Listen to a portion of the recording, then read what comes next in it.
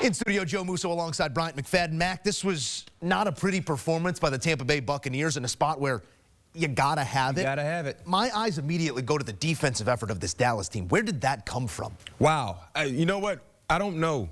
But the thing I know about this Dallas Cowboys team, we're seeing a different mindset in terms of competing. Coach Zimmer has done a great job keeping everyone together. Heck, what about Coach Mike McCarthy? When you talk about not having anything to play for, we're seeing so many teams that have the same situations going on, like the Dallas Cowboys, in terms of no playoff hopes and kind of bowing down. This is the Cowboys team that has been playing inspired football over the last few weeks. They've been fighting, and they've been finding ways to win. To your point, Joe, the defense came up big time. They were facing off against an offense that has been really, really good over the last few weeks. They were facing off against a quarterback in Baker Mayfield who has been really, really good. When you look at what they did today, 4 sacks, 1 interception, 1 fumble recovered.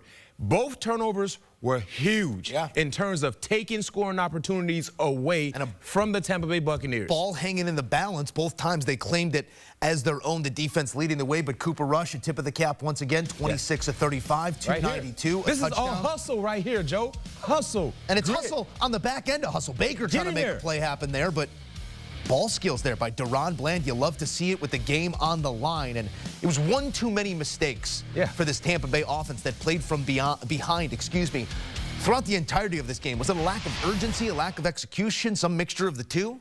I didn't like the start of the ball game for Tampa, understanding and knowing how important this moment was. And you were able to watch your rival in your division win against the New York Giants. So you knew coming into this ball game, you had no room for error because the Atlanta Falcons, they owned the tiebreaker against Tampa. But what did Tampa do? They were sleeping at the wheel, to say the least. They allowed Cooper Rush to get into a nice groove. Defensively, they made things difficult for Baker, and they were chasing points. And also, too, guys, they couldn't get off the football field.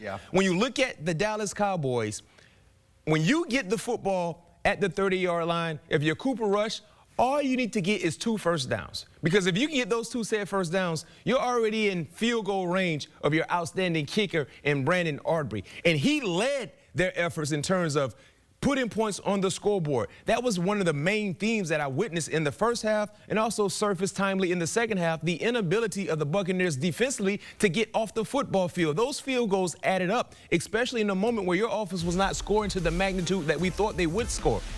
Brandon Aubrey, an offensive weapon with the foot from 50 plus. I mean, how many did he have today for 50 plus? About 3, right? I believe it was 3. It was 2 from 58 to start the half, to end the half, and I believe 1 other. You add it all up, it's a 4-1 stretch for the Dallas Cowboys. A win over a couple divisional opponents in Washington and in New York. I know New York maybe not the toughest test, whoever you're playing. Their only loss by 1 point to the Cincinnati Bengals. And they had that ball game. This all points in the direction of Mike McCarthy, and maybe Mike McCarthy remaining the head coach of the Dallas football team. I mean, the Dallas Cowboys are a long way from where they want to be. Is this the man to take them there? I mean, does this stretch earn Mike McCarthy another year at least? I believe this stretch of 5 games, you talked about being 4-1, it has earned Coach McCarthy the opportunity to be the head coach for 2025. And here's why.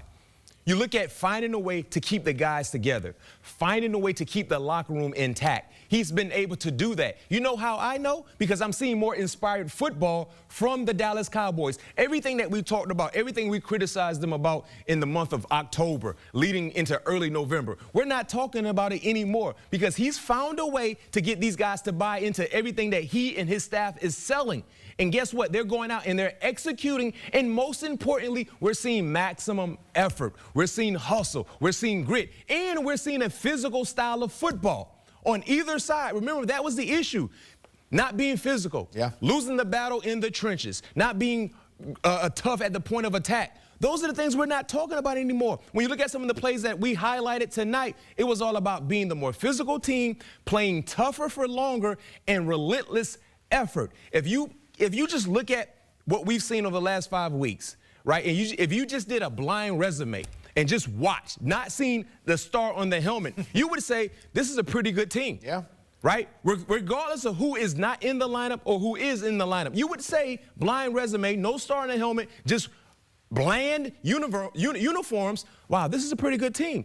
So I believe he's done enough to warrant another opportunity as the head coach. And the last thing I'll say in terms of this, if you cannot tell me that option B is better than option A, you stick with option A. Grass ain't always greener.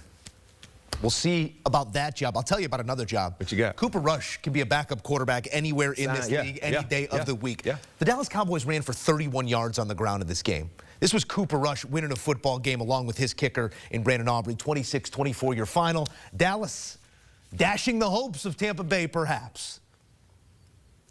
A look at some numbers here. Fewest games to 50 career sacks. Took Micah Parsons just 61 games as he reaches number 50 here on Sunday night. One of the fastest ever to do it. And will he be a Dallas Cowboy up for a contract? We'll see how it all plays out.